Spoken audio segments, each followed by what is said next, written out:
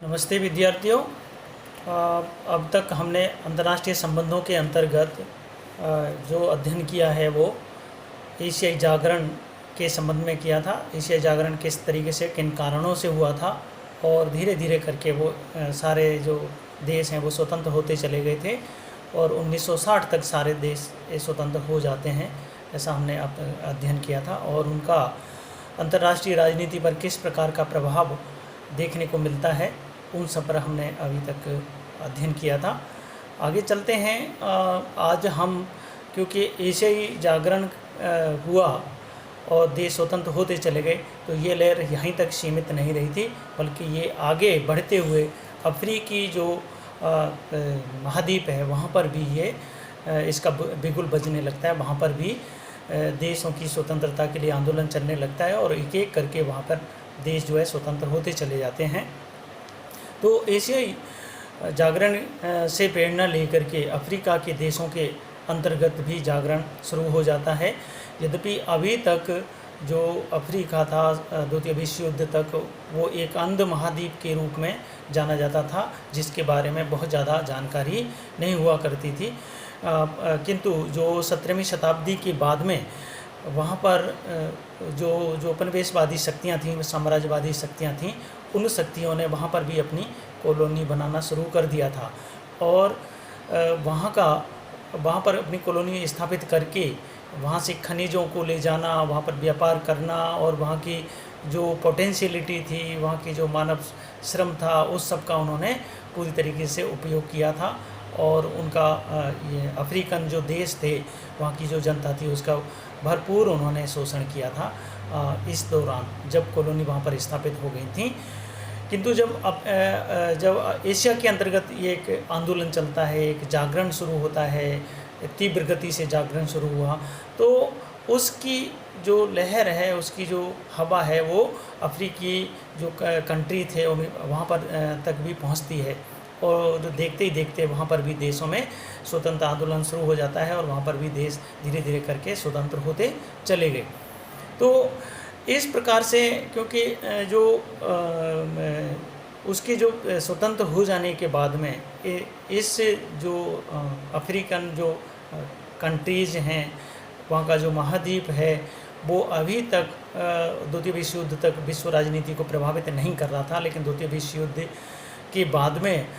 विश्व राजनीति को प्रभावित करना शुरू कर देता है। विश्व की जो राजनीति होती है उस पर इसका भी प्रभाव पड़ता है और जब वहाँ पर देश स्वतंत्र हो जाते हैं तो वहाँ उन कंट्रीज़ की जो समस्याएं हैं, वो समस्याएं अंतर्राष्ट्रीय समस्याएं बन जाती हैं। चाहे वो काले गोरे की समस्या हो, चाहे वहाँ के विकास से संबंधित समस्या हो, चाहे वहाँ की दरिद्रता से संबंधित समस्या हो, और वहाँ की जो अंतर्कलह वाली जो समस्या थी, गृह युद्ध वाली समस्या थी, सैनिक शासन वाली समस्या थी, तानाशाही वाली जो समस्या बाद में उभर करके आई थी, वो विश्व राजनीति को प्रभावित करने लगती है। और अंतर्राष्ट्रीय मंच पर जो संयुक्त राष्ट्र संघ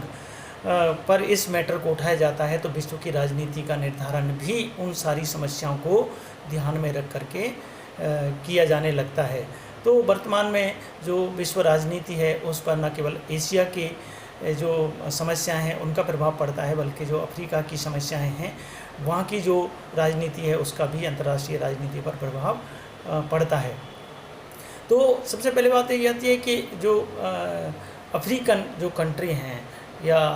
अफ्रीकन जो महाद्वीप है, उसका महत्व क्या है अंतर्राष्ट्रीय राजनीति के दृष्टिकोण से। हमारे इस पेपर में अध्ययन करने की दृष्टि से उनका क्या महत्व है, क्या महत्ता है उनकी। तो सबसे पहले ये देखते हैं कि जो सबसे मुख्य जो उसका महत्व है वो ये कि जो सामरिक दृष्टि से उसका एक अंतर्राष्ट्रीय स्तर पर बहुत ज़्यादा महत्व है, क्योंकि जो महाशक्तियाँ हैं उन्होंने अपने सैनिक अड्डे वहाँ पर स्थापित कर लिए हैं और उनका प्रयोग अपनी शक्ति प्रदर्शन के अंतर्गत दूसरे गुट को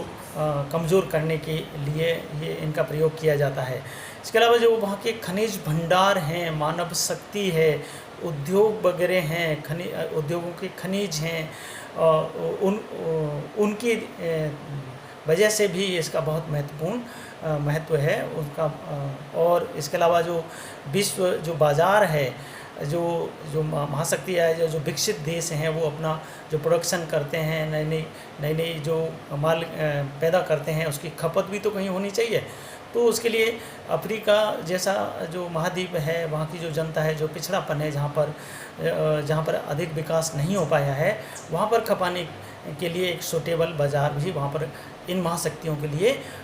उपलब्ध रहता है। तो इस कारण से जो महाशक्तियाँ हैं वो वहाँ पर लगातार घुसपैठ करती रहती हैं और अपने इन्फ्लुएंस में लेने के लिए अधिक से अधिक देशों को के साथ में संधियाँ करती हैं। सैनिक अड्डे भी वहाँ पर स्थापित करते हैं सुरक्षा के लिए और अपने आप को शक्तिशाली प्रदर्शित करने के लिए। वहाँ के जो खनिज भंडार हैं, जो प्रचुर मात्रा में हैं, उन खनिज भंडारों को अधिक से अधिक विद्योहन ये देश करना चाहते हैं और अपने उद्योगों के लिए फ़ायदा अधिक से अधिक लेना चाहते हैं। मानव शक्ति जो वहाँ पर एक सस्ती मानव शक्ति वहाँ पर उपलब्ध है, उसका भी वो उपयोग अपने लिए, अपने हितों के लिए करना चाहते हैं। तो इस वजह से इसकी एक महत्ता है, सामरिक दृष्टि से भी उसका एक महत्व है। दूसरा है कि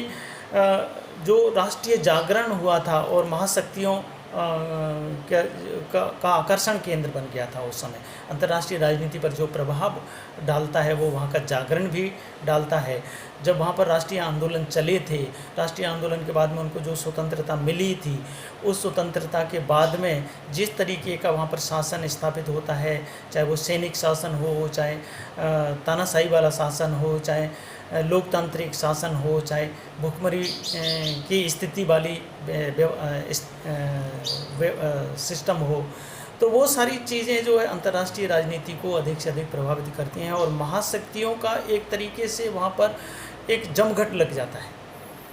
वो जो पिछड़े हुए देश हैं उनको अपने अधिक से अधिक अपने गुट में सम्मिलित करने, अपने फ़ायदे के लिए यूज करने के लिए वहाँ पर वो अपनी प्रतिस्पर्धा करते हैं महाशक्तियाँ, चाहे वो अमेरिका हो, चाहे सोवियत संघ हो, चाहे वो चाइना हो, चाहे जर्मनी हो, इत्यादि। ये जितनी भी महाशक्तियाँ हैं वो वहाँ पर अपना अपना प्रभुत्व जमाने की दौड़ शुरू कर देती हैं। पहले तो साम्राज्यवाद था, उपनिवेशवाद था, लेकिन अब एक नए तरीके का जो आर्थिक तंत्र चल रहा है उसके तहत एक नए तरीके का उपनिवेशवाद वहाँ पर विकसित करने लग गए हैं। इसके अलावा जो आर्थिक तौर पर बेसिकली उनका शोषण तो हो ही रहा है। वहाँ पर जो विभिन्न उनकी कंपनियां हैं, औद्योगिक कंपनियां हैं, पूंजीपति हैं, वो अपना इन्वेस्टमेंट वहाँ पर करने लगते हैं और जो वहाँ पर अधिक से अधिक फ़ायदा लेना चाहते हैं अपने उद्योगों को स्थापित करके या वहाँ पर निवेश करके अपने पूंजीपतियों को वहाँ पर भेज करके इस तरीके का फ़ायदा वो लेना चाहते हैं। तो आर्थिक दृष्टि से भी उसका एक बहुत महत्व है और विश्व राजनीति पर इसका बहुत ज़्यादा प्रभाव पड़ता है। तो इसके विरुद्ध में भी वर्तमान में हम देख सकते हैं कि उन देशों में फिर जागरण शुरू हो गया है और इसके विरुद्ध में भी उनमें विद्रोह होना शुरू हो गया है। तो इस तरीके से भी अंतर्राष्ट्रीय राजनीति पर यह प्रभाव डालता है। और इसके अलावा जो उपनिवेशवाद के कारण इन देशों में जो जटिलताएं अंतर्राष्ट्रीय स्तर पर उभरी हैं, इन देशों की जो समस्याएं उभरी हैं, जिनको हम चाहे उन जटिलताओं को इस रूप में सैनिक तंत्र के रूप में, निरंकुश शासन के रूप में, लोकतंत्र का एक केवल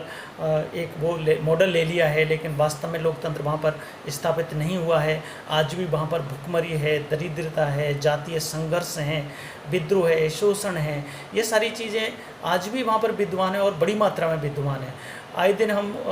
देखते हैं कि वहाँ पर अकाल की मार से, भुखमरी की मार से, बीमारियों की मार से वहाँ पर एक पिछड़ापन देखने को हमें मिलता है और वो देश अभी भी विकास की दौड़ में बहुत पीछे हैं।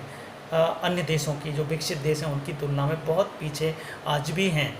यद्यपि लोकतंत्र स्थापित करने की वहाँ पर काफ़ी एक कोशिश की है, वहाँ का जो नया तंत्र बना है, नई सरकारें बनी हैं, उन्होंने लोकतंत्र की दुहाई दी है कि लोकतंत्र स्थापित कर रहे हैं, लेकिन वास्तविक रूप में यदि उन पर हम नज़र डालते हैं तो या तो सैनिक तंत्र स्थापित हुआ है या निरंकुश तंत्र स्थापित हुआ है या एक दलीय प्रभुत्व वहाँ पर स्थापित हुआ है। तो और निरंतर अन्य जो समर्थक नहीं होते उनके ऊपर अत्याचार किया जाता है, जातीय अत्याचार किया जाता है, जाति बाहुल्य के आधार पर भी अत्याचार किया जाता है, अल्पसंख्यकों के साथ में अत्याचार किया जाता है। तो ये सारी प्रवृत्तियाँ उन देशों के अंतर्गत देखी जा सकती हैं वर्तमान में, और इसका प्रभाव निश्चित रूप से अंतर्राष्ट्रीय राजनीति पर पड़ता है। और संयुक्त राष्ट्र संघ में जब मैटर उठता है तो सभी देश इस पर विचार विमर्श करते हैं और अंतर्राष्ट्रीय राजनीति को उसी हिसाब से निर्धारण किया जाता है। फिर एक और जो है इसके जो अंतर्राष्ट्रीय राजनीति जो प्रभाव डालता है सबसे ज़्यादा, वो है साम्यवाद का प्रसार। क्योंकि द्वितीय विश्व युद्ध के बाद में साम्यवाद के प्रसार के लिए बहुत ज़्यादा बड़ा फील्ड ये दक्षिणी जो अफ्रीका के जो देश हैं वो मिल जाते हैं, वहाँ पर साम्यवाद का प्रसार होने लगता है। तो पूंजीवाद के जो महाशक्तियाँ हैं वो उस साम्यवादी प्रसार को रोकना चाहते हैं। अब सोवियत संघ यद्यपि कमज़ोर हो गया है, लेकिन चाइना ने उसका प्लेस ले लिया है, उसका स्थान ले लिया है, और चाइना अपनी एक मार्केट वहाँ पर डेवलप कर रहा है और उस मार्केट के माध्यम से एक साम्यवादी विचारधारा का भी प्रसार कर रहा है। तो इस तरीके से जो महाशक्तियाँ हैं उनमें आपसी प्रतिस्पर्धा आज भी देखी जा सकती है और निरंतर बढ़ रही है। तो इस कारण से भी यहाँ की जो राजनीति है, यहाँ की जो व्यवस्था है, उसका अंतर्राष्ट्रीय राजनीति पर प्रभाव पड़ता है। अंतर्राष्ट्रीय जो संगठन है, चाहे वो संयुक्त राष्ट्र संघ हो या राष्ट्रमंडल हो या अन्य जो एजेंसियां हैं संयुक्त राष्ट्र संघ की, उनमें सदस्य संख्या इनकी बढ़ गई है और उसके जो निर्णय होते हैं उन निर्णयों को भी ये देश प्रभावित करने लग गए हैं, क्योंकि एकजुट होकर के अपनी आवाज़ को, अपनी समस्या को उठाते हैं वहाँ पर, और एक दूसरे के साथ में उनमें जो संघर्ष होता है, संघर्ष होता है, उनके बीच में लड़ाइयाँ होती हैं, चाहे वो जातीय लड़ाइयाँ हो, सीमा का मैटर को लेकर के या किसी भी मैटर को लेकर के जो लड़ाइयाँ होती हैं, उनके कारण भी अंतर्राष्ट्रीय राजनीति प्रभावित होती है। तो इस प्रकार से अंतर्राष्ट्रीय राजनीति पर जो अफ्रीकी कंट्री हैं उनको का प्रभाव पड़ता है और वो भी उसको प्रभावित करने में सक्षम हैं। तो क्योंकि इससे पहले हम देखते हैं कि ये जो दक्षिण अफ्रीका के जो देश हैं उनमें विभिन्न महाशक्तियों ने अपने अपने उपनिवेश बनाए हुए थे, जिसमें ज़्यादा संख्या, जैसे हम देख सकते हैं फ्रांस की सबसे ज़्यादा वहाँ पर कॉलोनियाँ रही थीं, डच भी वहाँ पर थे, ब्रिटेन का भी वहाँ पर उपनिवेश था, स्पेन का भी उपनिवेश था, जर्मनी का भी उपनिवेश था, इटली का भी था, और इसके अलावा पुर्तगाली इत्यादि। ये सारे जो शक्तियाँ थीं उस समय के व्यापारिक देश थे, उन देशों की वहाँ पर कॉलोनियाँ स्थापित होती हैं। इन्होंने उनका भरपूर शोषण किया था और वर्तमान में वो स्वतंत्र हो गए हैं। तो फिर भी एक आर्थिक दृष्टि से, विकास की दृष्टि से, जिसको हम मॉडर्नाइजेशन कह सकते हैं, तो वो उस दृष्टि से आज भी वहाँ पर पिछड़ापन है और अंतर्राष्ट्रीय राजनीति को आज भी उनका प्रभाव पड़ता है, उनकी जो परिस्थितियाँ हैं, समस्याएं, उनका प्रभाव पड़ता है। आज इतना ही, बाकी का आगे। धन्यवाद।